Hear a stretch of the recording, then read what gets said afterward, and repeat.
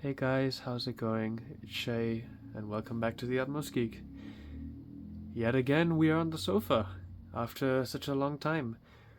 I haven't done videos on this sofa for quite a while now, and today we have this little 14-inch laptop to look at.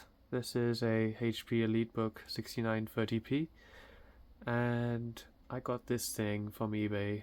Yes, I know, I'm pretty much an eBay addict. For £12, which that's not much, and I'm not gonna. It's not really that much of a special price, to be honest, considering how old the thing is. It's not like the Dell Precision I got for £10. That thing was quite a deal, but this thing, I mean, you guys in your countries probably get these for peanuts as well, so not too much of a surprise, I think. But it's in pretty good shape. We'll have a look at the whole exterior and all that. One thing I do want to mention is this thing didn't come with a charger, so I had to buy a charger, and that's pretty much the only thing I've done with it. I've booted it up, and just checked to see if the charger works, because otherwise I literally have no other chargers to make this work. My universal charger did not work for some reason. It's worked for at least 4 or 5 laptops now, but for this one, I don't know what is wrong with it. Just didn't like it for some reason. I guess the amperage on that thing is a bit too low for this.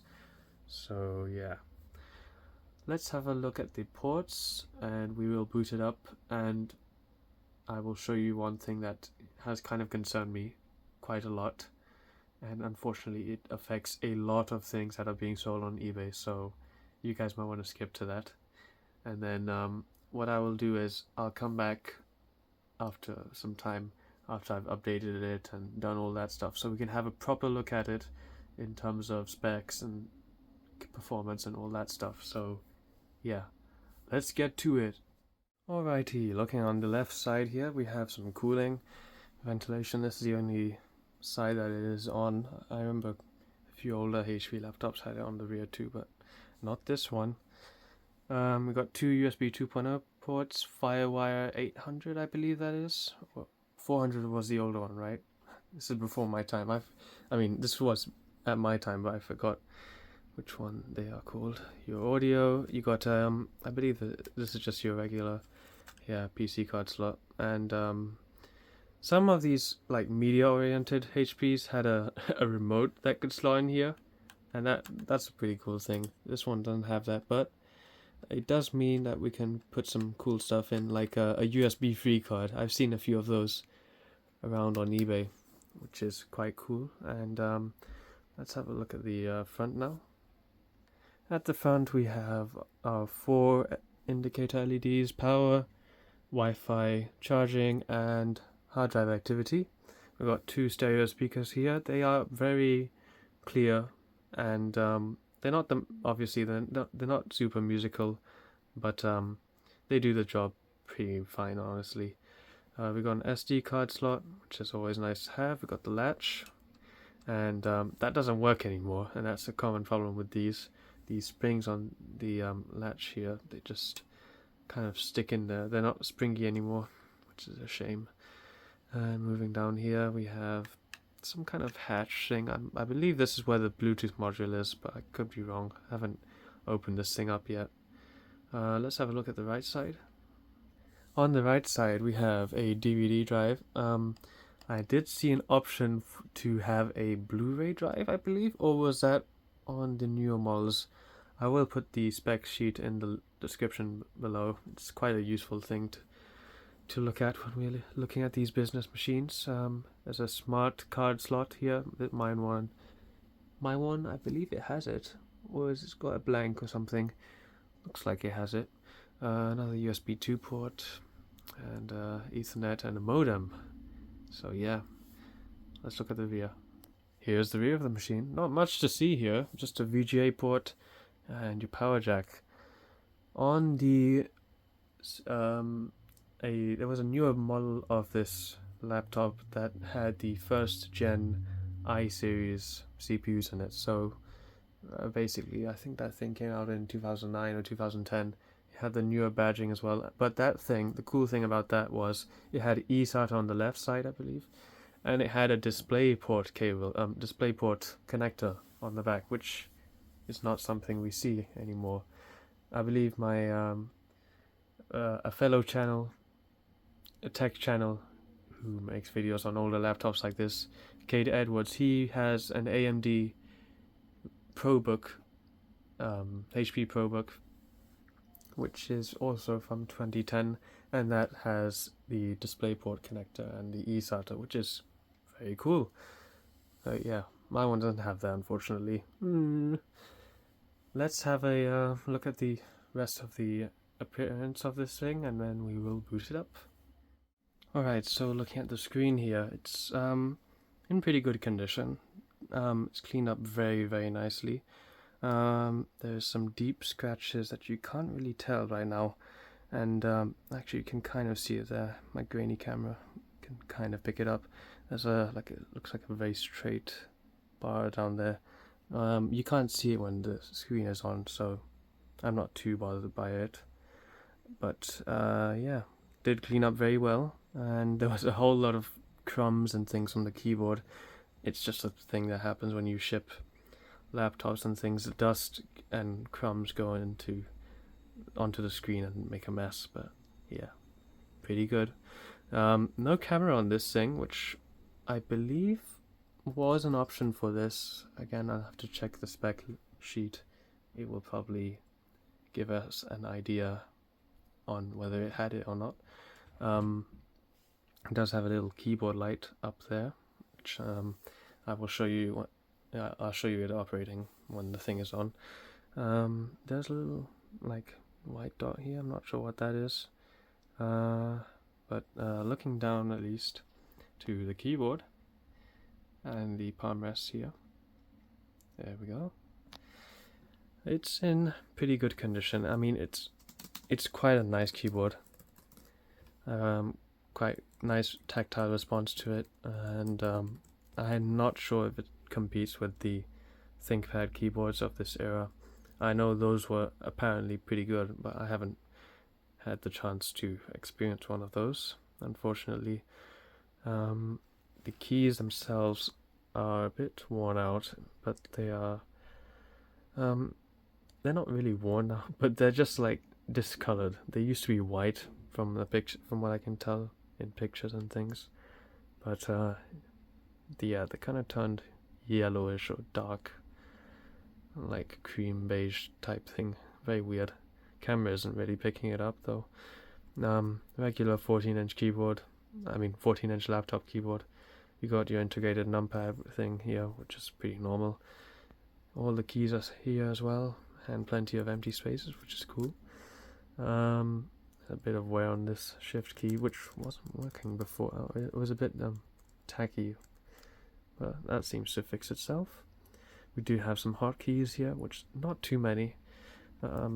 Sleep, display, very important one for business people.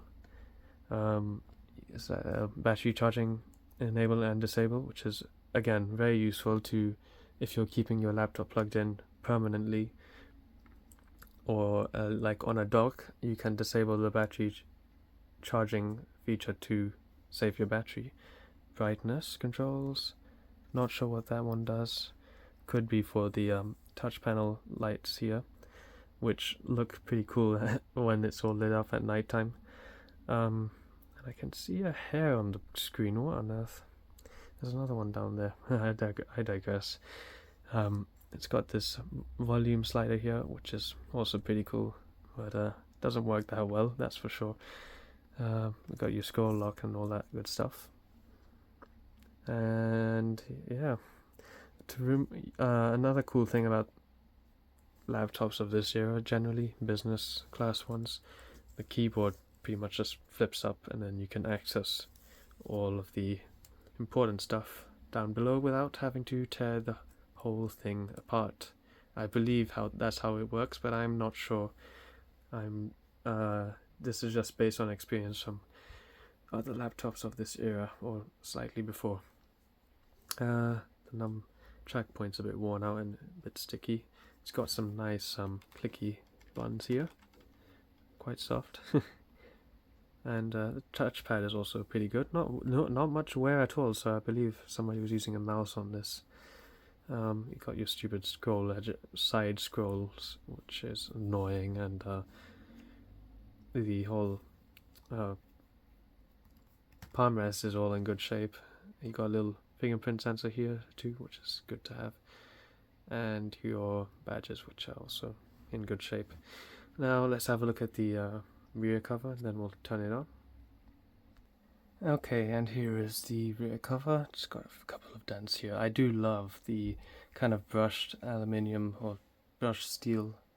I don't know what you want to call it. It's just these lines and everything. It looks really nice and hides all the dents this thing has. There aren't too many, but there's a few in this area and some over here, which is the downside of these metal top laptops like MacBooks and all of that. But yeah, let's boot this thing up. Alright, here we are in the BIOS. I do apologize for the screen brightness. This is literally as bright as it gets. Here are the specs before I show you them in the OS at least. It says that we have a mid-spec Core 2 Duo. I believe there's one below this and a faster clocked one, which was at 2.8 gigahertz, which would have been a pretty nice upgrade, I guess. You can upgrade the CPU in these things, which is epic. Shouldn't be too hard to do, hopefully. You get 2 gigs of RAM, DDR2 of course, and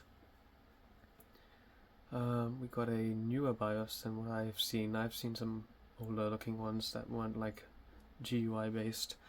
We got an ATI graphics card in here as well, which is interesting. Most of the ones I have seen for sale and things, fans already taking off there. They don't really have those, which I guess is a good thing, because this thing probably eats more battery life if the battery was actually working. You can see the battery serial number there and everything, and you can have a second battery too, which I think I've already shown you the connector, which is on the base. Or I think you might have had an internal battery or something. I'm not sure really. No wireless. Okay, we don't have one of those SIM card type things installed. There is a slot, which I believe I mentioned already, behind the battery. And we've got a Wi-Fi card and a Bluetooth card there as well, which is nice. And that's all good. Lots of security features, being a vPro type machine. Drive lock and TPM and all that good stuff. I'm not really sure how TPM really works in older types of operating systems, unlike Windows 11, where it has a built-in feature to actually communicate with the system itself. Perhaps you needed some drivers or something else really. I'm sure many of you could probably inform me down below. And there's a disk sanitizer, which is pretty useful. I'm not sure why the previous owner did not use that. I will go into that in a bit. And we've got system diagnostics, which is handy. Boot options, lots and lots of them. You can boot from literally anything. You can have a custom logo as well if you want to. And boot order and all that stuff. Device config. Fan on. Well, on AC power, yeah. It's set to IDE for some reason, although it supports AHCI, which is good. I don't think we have a parallel port, unless that's for the dock. Virtualization technology and all that stuff. See, yeah, UEFI, pretty nice to have, but it's disabled. Wacom USB, interesting. Oh yeah, well, I should keep that disabled. It's not like the settings will save anyways, thanks to the dead CMOS battery, but I will hopefully get around to fixing that before I show you this thing all updated and everything. I plan on cleaning it up just after showing you the initial OS on this thing.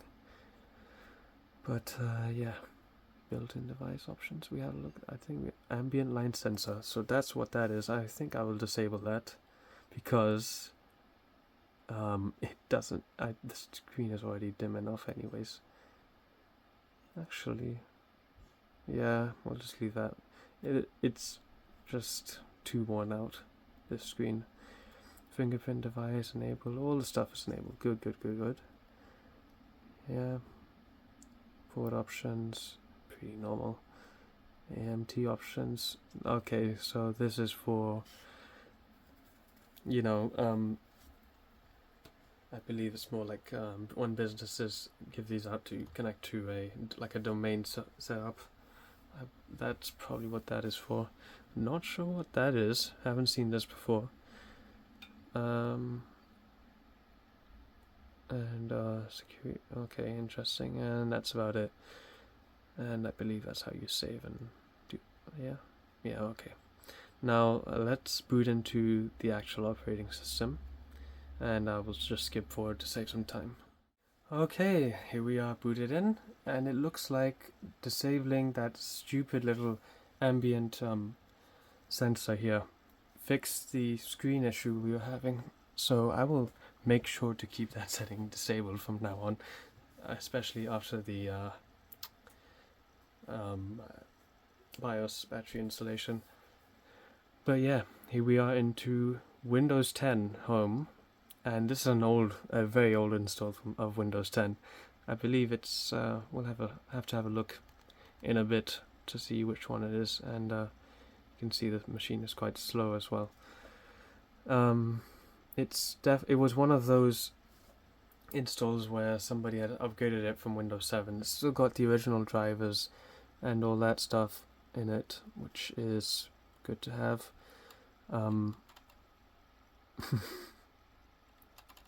Yeah, it does struggle at startup. See, we have Intel management and security installed, and stupid McAfee. Oh my goodness. Now, the only reason why I'm showing you this is actually just because the previous owner of this machine had left all of his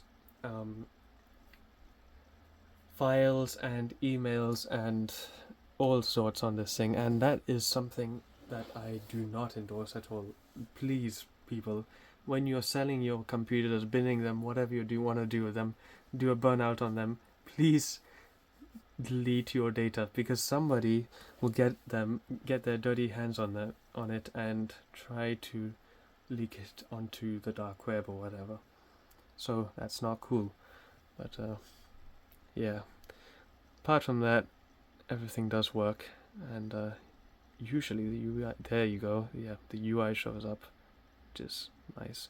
It seems to be lagging a bit, but I'm not even touching it, and it's okay. Yeah, you keep on doing that.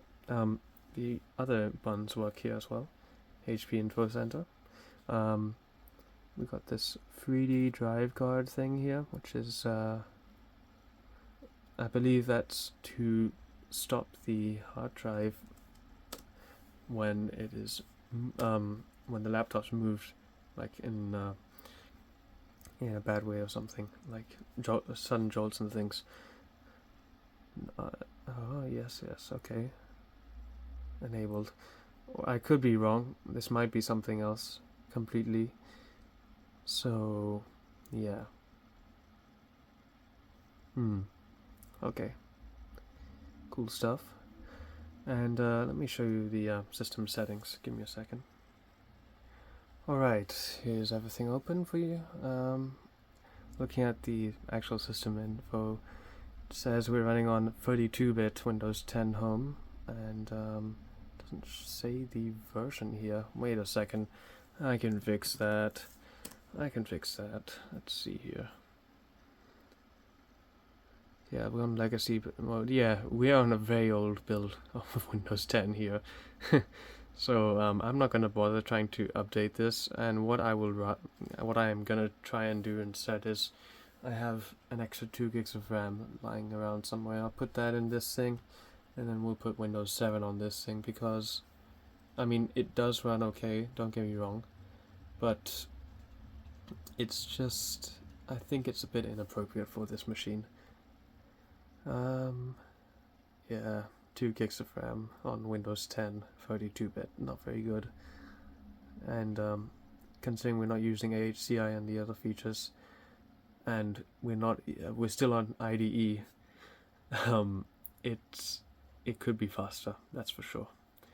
Also, the hard drive gets quite warm, and when it's working like this, so that's not good. Looking at this thing, oh, this wasn't showing up before. I believe it's updated since I last turned it on. Got the fingerprint sensor working, Bluetooth is working. All the drivers on this thing are, perfect. There's our Radeon card. It is I believe it is a, let's see here.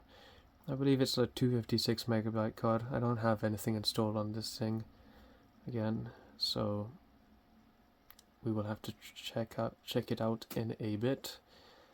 And everything else is installed. And the good thing is, people have uploaded recovery media, and HP still has all of the relevant drivers needed to get everything working again. So that is perfect. Makes my life much easier, and I don't have to mess with stupid Snappy Driver Installer or any other driver installer software things, which is good. So yeah, we got our stupid Sound Max drivers here, and I will just briefly show you how YouTube plays on this thing, and then I'll shut it down and get started on the whole upgrade and update process.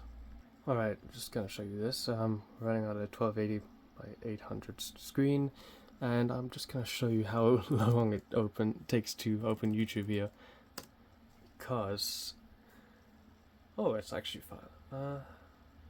It took quite a while the first time I tried to do this. Let me play something else here. I was talking about his channel earlier, so why don't we play one of his videos, see if it can handle YouTube.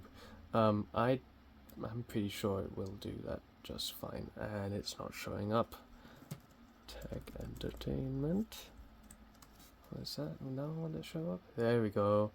Let me show you that video where he was playing he was showing that other HP.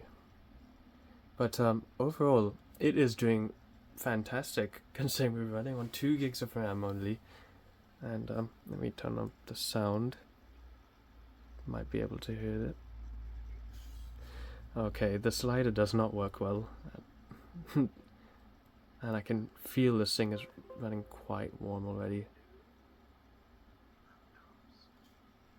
Either he's talking very quiet, or I can't really, or the thing is working. It's usually not too bad though. What are we running at? 360p. Can we turn that up?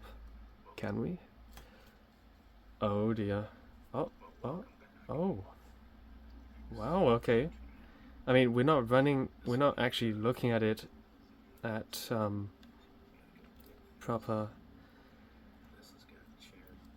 resolution here, because this thing is only running at 1280 by 800, 16 by 10 screen, as I mentioned before. And okay, let's try this. Oh yeah, it's starting a bit. Oh, never mind. It's not bad at all. If I skip forward a bit. Okay, it is playable. It's not too bad, I guess. So yeah. Now let me see if giving it some more RAM and using a proper browser and not Chrome, like Firefox and all the other special things, will help its performance or not. I have a feeling it will, and we might be able to fit in a bit of gaming into this one. So let me get working and get it working properly. Get it to the state that we need it to. I will not be showing it on video just to help speed things up. I want to get this video out today, hopefully. Alright, here's something I completely forgot to give a try. Nova Bench. No point in doing all that work without trying to see if there was any improvement from what it was originally.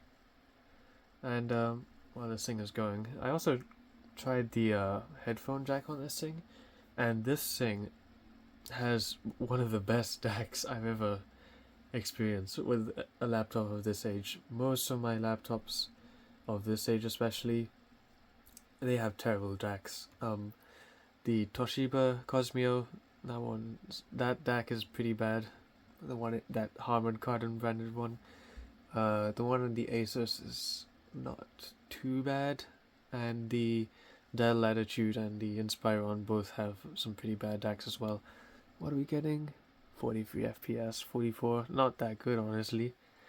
I'm hoping this thing is actually getting bottlenecked by the heat here, and if we give it a proper repaste and everything, hopefully it will be back to normal running. But we got a score of 344, and that's not too bad, I guess.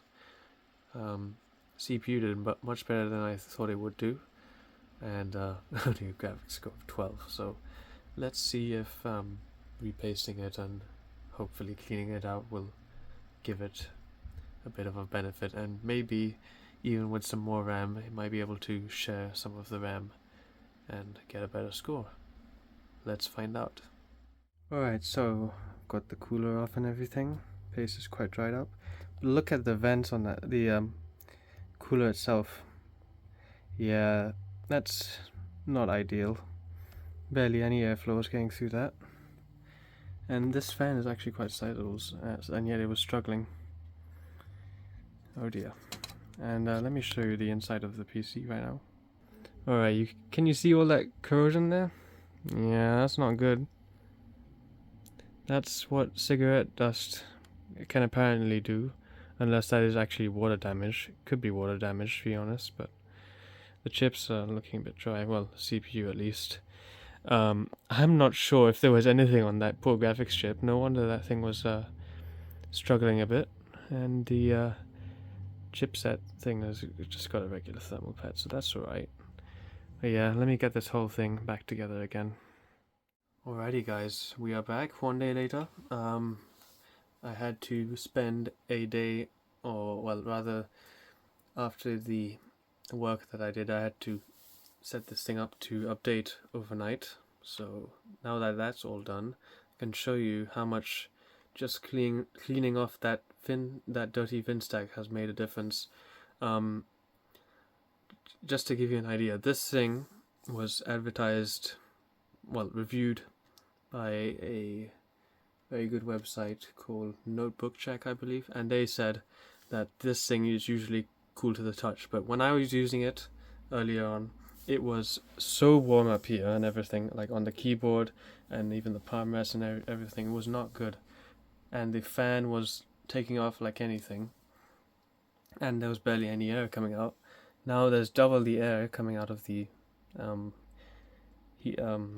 side vent here, and everything is cool to the touch. Like, it's perfect. Like, I can't even feel any heat on the keyboard, so that's great. Temps are very good as well, 36 degrees for the CPU.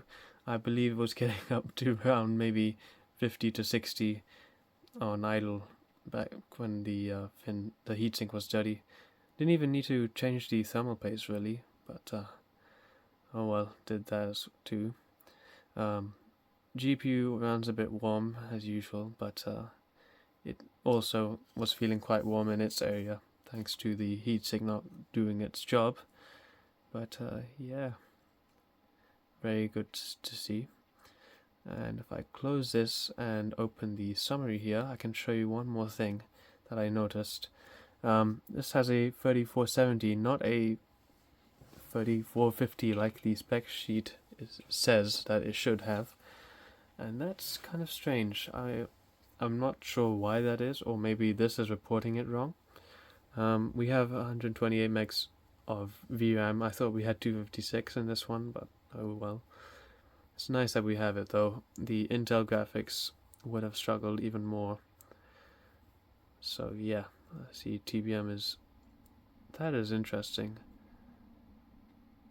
Alright, so we are in UEFI mode, so fine, whatever.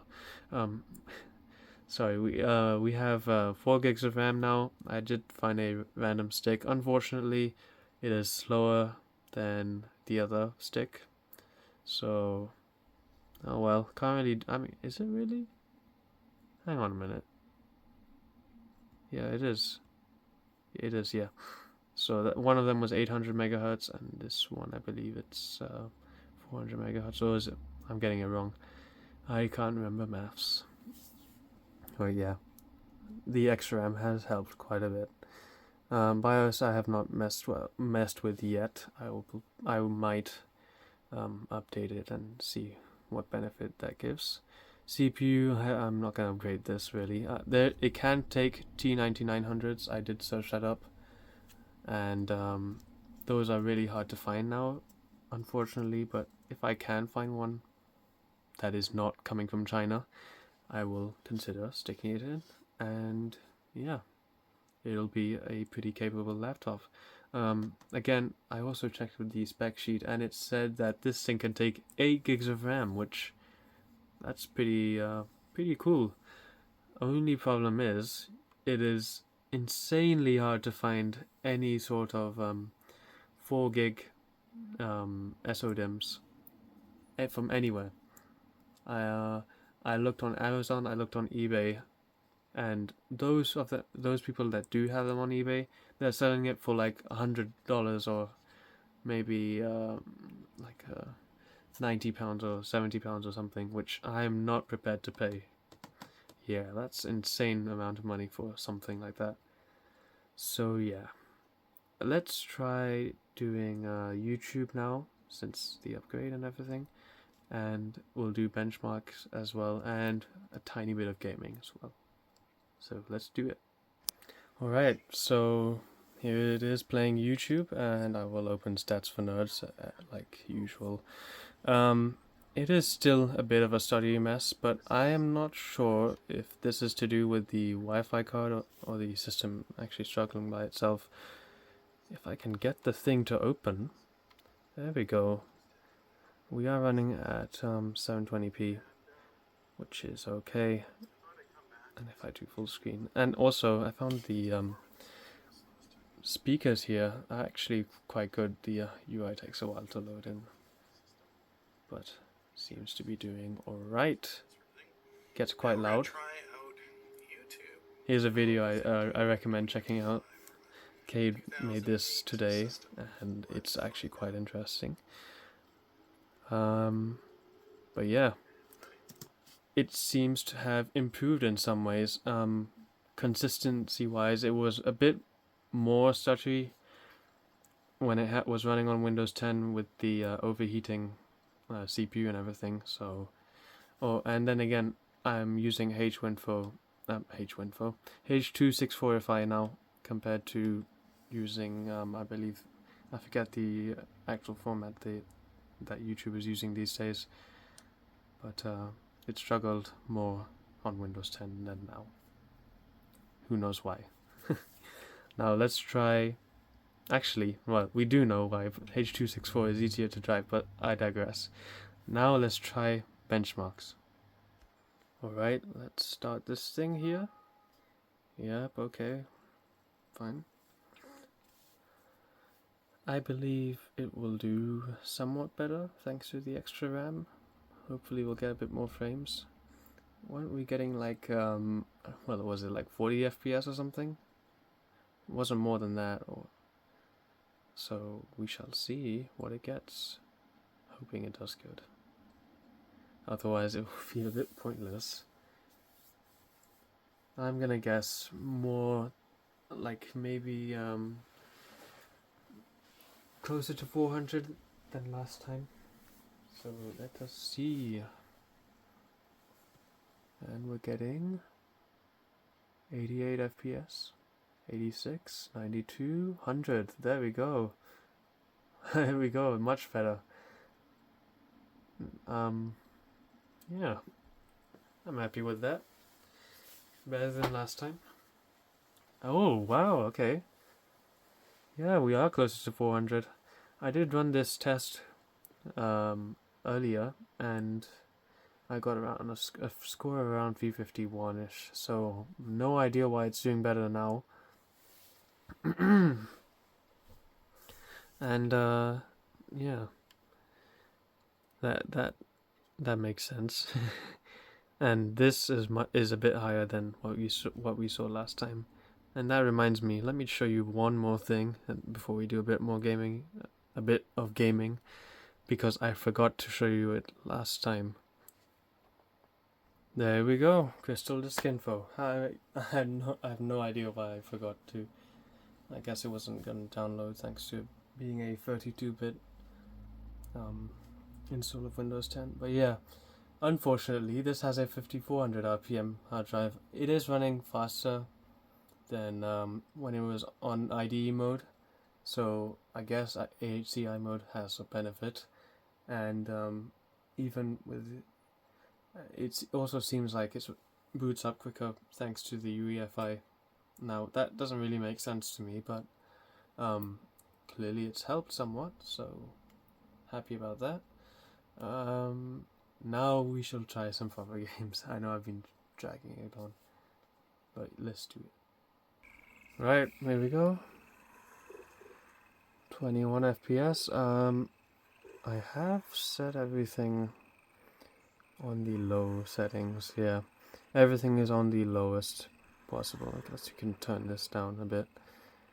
And yeah, I'm pretty sure that's what we can do. We're already getting 20 FPS, and the poor GPU there is already pegged. Let's give this a go. Here we go. Our CPU is running nice and cool, and I'm surprised that this room being quite warm hasn't really affected that. It was already running at that kind of temp earlier on.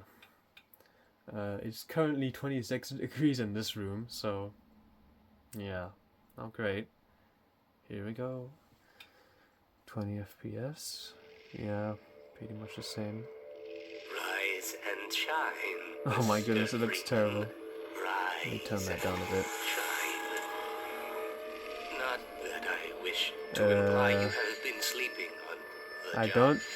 No one is more deserving of a rest. Okay, and all let me the just effort skip in forward a the bit. Hang world on. would help. Alright, I've noticed something that I should have started it earlier. It's stuttering even with while it's playing this intro bit here, so that's not great. I see GPU usage has gotten a bit lower. Now, then again, this thing is a entry-level GPU, so I am not surprised at all by these numbers or the performance really, but I guess it is somewhat playable. I'm guessing if you ever got bored at work, you could just whip up the old Half-Life and play while your boss is not looking, something. But yeah, doesn't look that bad, honestly. And to be honest, we're not even running at full HD or anything. We're just running on 1280 by 800, the native resolution. So yeah, not a strong GPU at all. But I guess it's an upgrade from the stupid Intel integrated graphics. Yeah, honestly, looks like I'm just playing on one of my other systems. It looks exactly the same. Wow. It was only with the when you saw the intro with G-Man, you could see the kind of textures were a bit low, but otherwise, not bad at all, really. So yeah. Oh yeah, you can see the sign there and everything, but otherwise, yeah, see? pretty normal. Not bad. Oh yeah, you can see it on his face. It's not great. CPU times have not changed at all, surprisingly. Usage is about the same as well. Heat output pretty much the same. Right, let's try another game. And of course, Mafia. I did want to try some other games, but the stupid DVD drive has decided to be goofy and not work for me anymore, even though it worked when I was doing the install here. We're running out medium, so maybe it'll do it. I have no idea. Let's try and see. Oh yeah, this is fine. Yeah, 60 FPS. We're getting 60. Totally fine at medium. Now let's just see whether actual gameplay is like that, because cutscenes are obviously different from what the game shows. Alright, it's working. And it's actually quite smooth. Not bad at all. Obviously we're not hitting perfect 60 FPS, which is a bit of a shame, but if I tweaked a little bit, I could probably get solid 60. Yeah, perfectly playable. So another one of those games that you could play while the boss is not looking, huh? Gosh, there was one more game that I wanted to try, which was as I mentioned already, GTA San Andreas and Microsoft Flight Sim, because I think I remember seeing that Microsoft Flight Sim showing this laptop in their commercial, which was kind of funny. Some dude playing in a coffee shop, or I think it was an older laptop or something. But yeah, not bad at all for older games, I guess. Half-Life kind of a bit too much, but anything that's Mafia age and older, yeah, it can do it. Now, let us finally wrap up the video. So there we have it, guys. Hope you enjoyed this one on this neat little thing. I really like it. It's definitely my favorite generation of HP Elitebooks, even though I know it is the first generation, and I'm sure many of you who were working on these probably had headaches from the way they are made and all of that, because apparently, according to people on the forums online and stuff, they are quite a headache to fix. I could be wrong, but for me at least, it's not too bad really. I've gone through quite a bit of a headache with my ThinkPad P71. That thing, I had to remove the screen to literally open the whole laptop up, which was... No, actually I did. Did I really though? No, I did, yeah. Just to change the thermal paste, and that was a proper headache, but this thing can't be that bad, right? Right? I mean, all you really have to do is remove the keyboard and just access the CPU cooler and all that stuff. It's just right there. But yeah, I digress. Up to you guys. Feel free to let me know what you guys think of these, and were these better than some of the ThinkPads that were out at this time period, or better than the Latitudes? Which one do you guys prefer? I prefer these, to be honest. I just love as I mentioned already, now I love the style and everything. They just look so cool, and they've aged like fine wine. They look perfect even to this day. If it wasn't for the ancient HP badge and the stickers here, I would have said this thing would have come from around maybe, who knows, 2015, 2014-ish, not 2008. But yeah, guys, hopefully I'll see you in the next one, and bye for now.